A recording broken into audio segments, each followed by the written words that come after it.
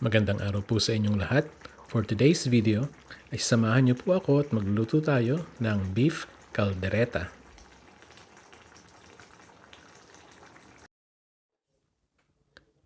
Gagamit po tayo rito ng 2 piraso ng patatas,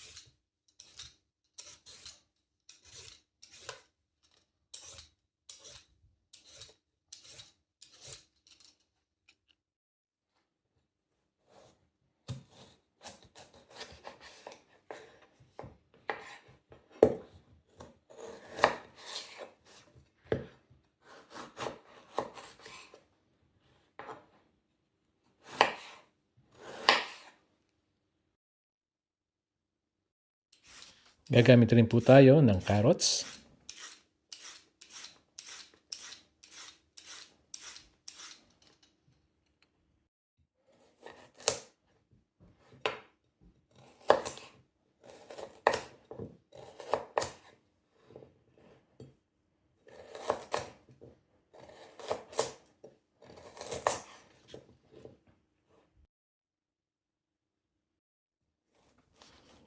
at 1 pirasong red bell pepper.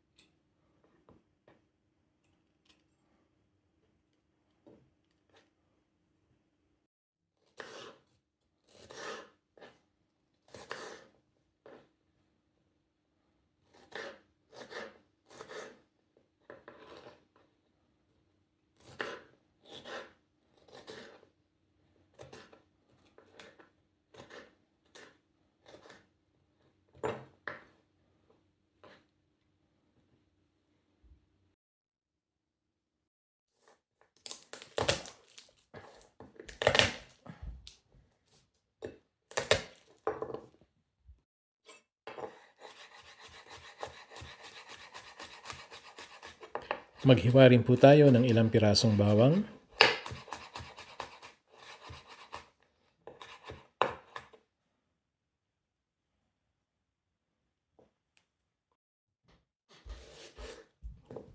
At 2 piraso ng sibuyas.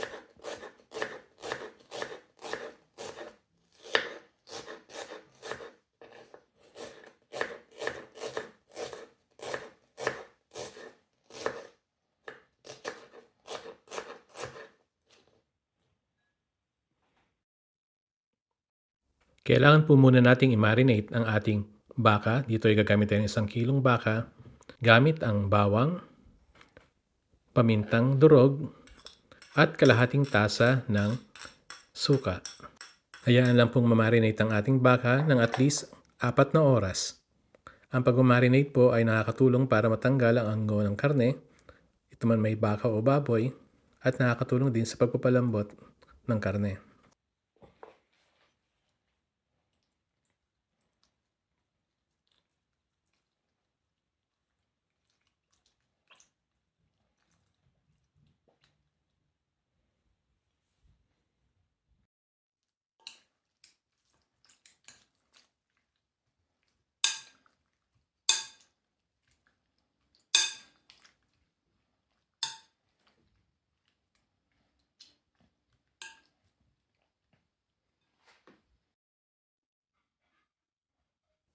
Sa simula ng ating pagluluto, sa ating lutuan na mayroong mainit ng mantika, ay pipituhin lang po natin ang ating patatas at carrots.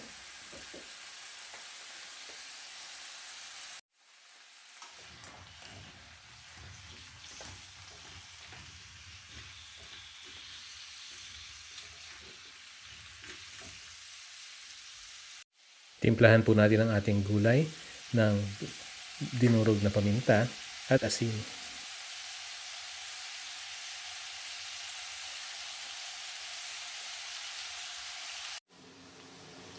Kapag nag-brown na po ang ating gulay, ay hanguin na at isang tabi sa isang lalagyan.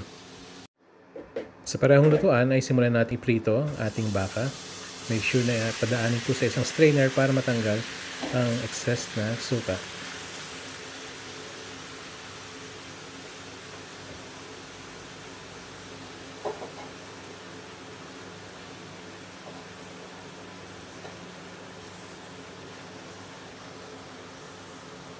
Idaragdag na po natin ang ating hiniwang sibuyas.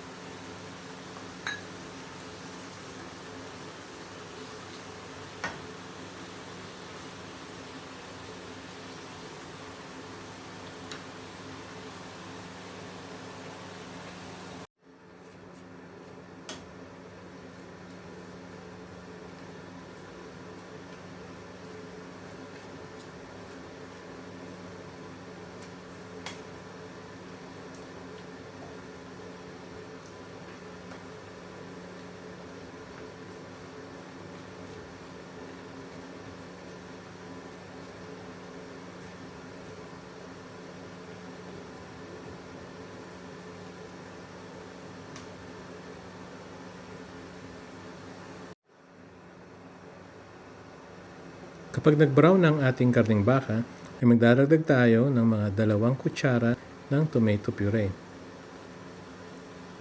Haluin lang ng maigi ang tomato puree sa ating baka at hayaan lang itong maprito ng mga ilang minuto.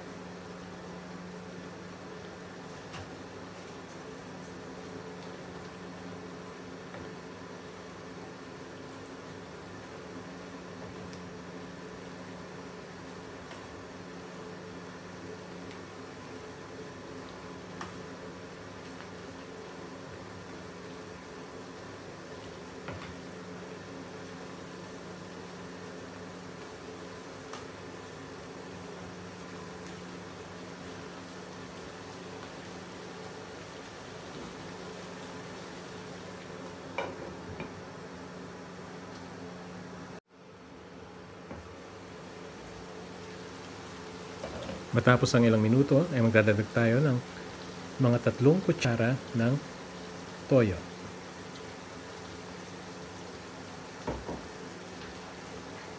Maglalagay din tayo ng mga kalahating litro ng mainit na tubig.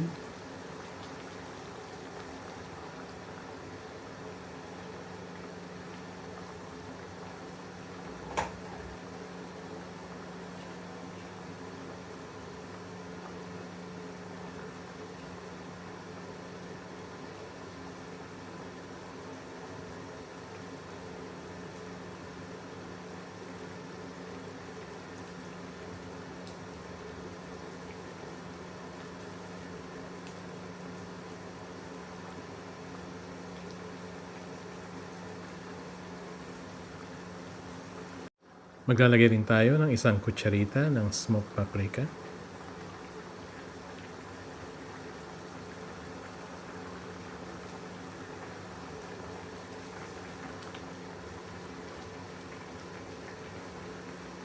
Haluin ng mabuti ang karne, ating takpan lutuan at hayaan lang maluto sa mahinang apoy ng mga 30 minuto.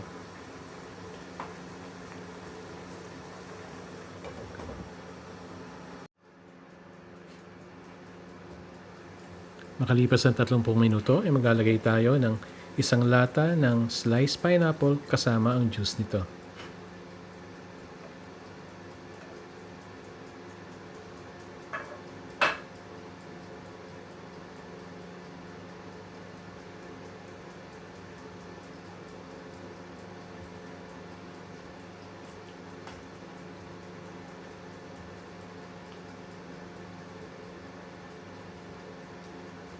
Haluin ng mabuti ang ating niluluto.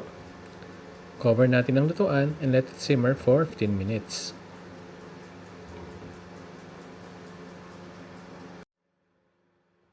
After 15 minutes ay pwede nyo nang tikman ang sarsa para matansya nyo kung anong timpla ang gusto nyo. Para sa akin ay parang kulang ang tamis kaya't maglalagay ako ng 1.5 kutsara ng asukal.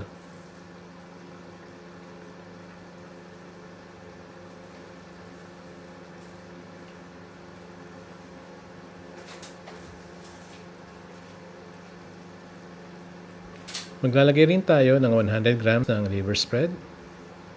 Ihalo lang ng mabuti sa ating niluluto.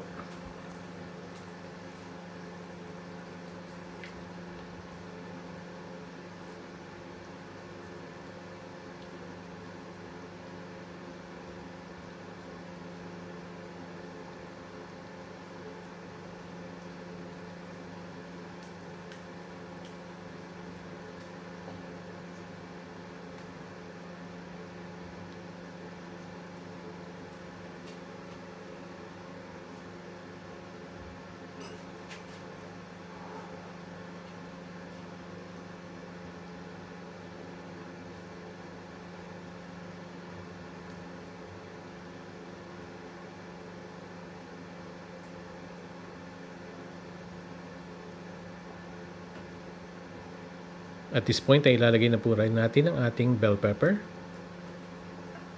At pwede po maglagay rin ng olives kung meron kayo. Optional lang to.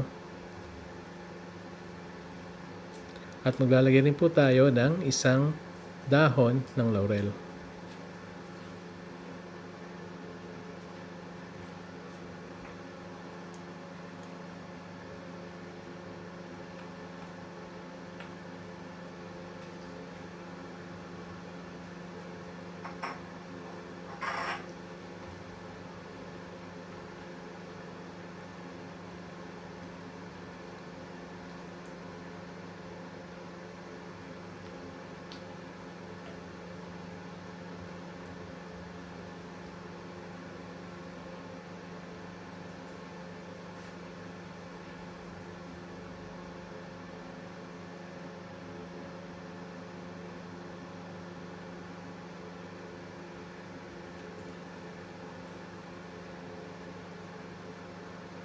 Takpan po natin ang lutuan and just let it simmer until lumambot na ang ating karneng baka.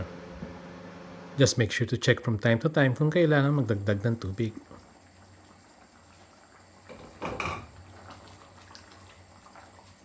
Ngayong malambot na ang ating karneng baka, ay maglalagay tayo ng isang lata ng garbanzos.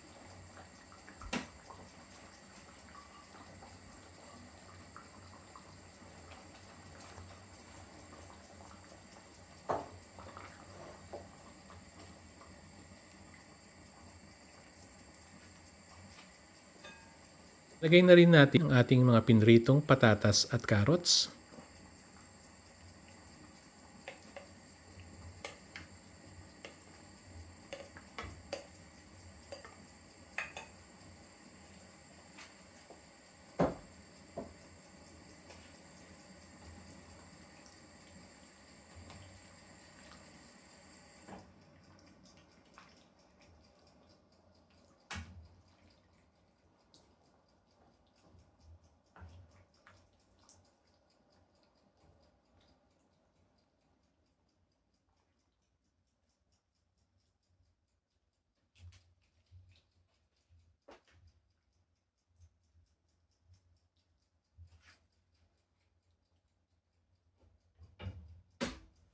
Takpan po natin ang ating niluluto and just let it simmer for another 5 minutes.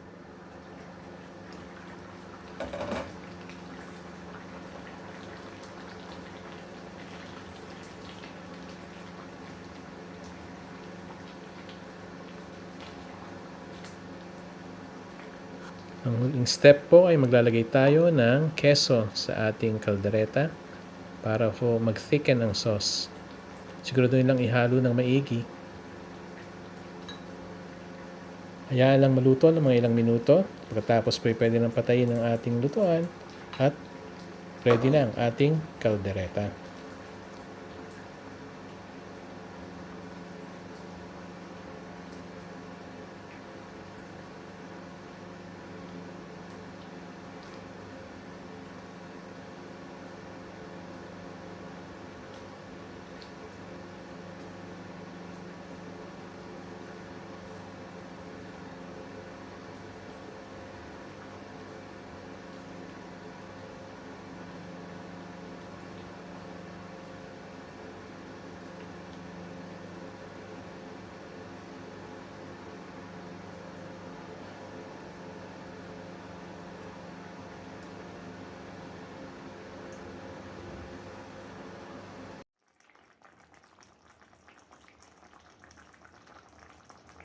Kung nagustuhan niyo po ang ating video, ay please don't hesitate to like, subscribe, comment, and share this video with your friends. Kung nasa man po kayo sa anong panig ng mundo, always stay safe, and hanggang sa muli, bye-bye!